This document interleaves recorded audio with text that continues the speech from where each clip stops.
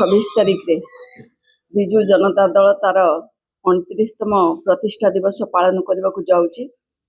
दीर्घ 28 वर्ष धरी विजु बाबू को आदर्श रे तैयारी होइतिबा ये दल नवीन पट्टनायक नेतृत्व रे सबु बेले लोकंक डेवलपमेंट नहीं काम करिछि।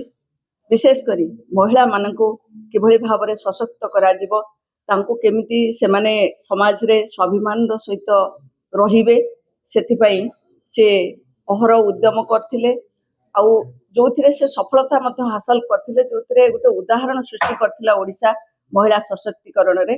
किंतु ये सरकार आसीबार 2 वर्ष पूर्ण हेनी, प्रत्येक दिन आपण देखिबे महिला को ऊपर अत्याचार बढ़ी बढ़ी चली।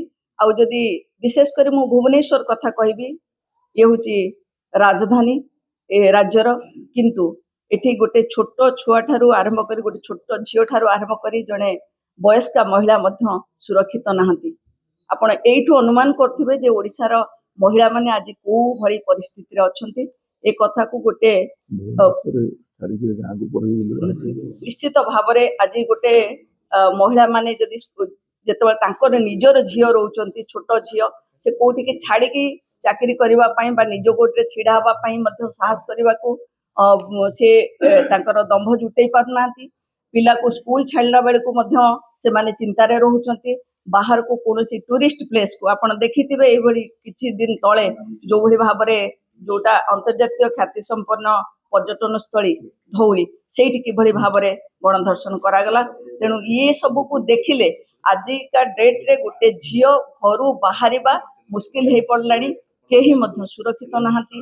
किभली भाव में मर्डर बढ़ी चलची, ड्रग्स किभली भाव में प्रादुर्भाव बढ़ी, सहरर जो भली भाव में गोटे डिसिप्लिन सहर भाव में भुवनेश्वर को जना जाउतिला, ओडिशा को गोटे शांतिप्रिय राज्य भाव में जना जाउतिला।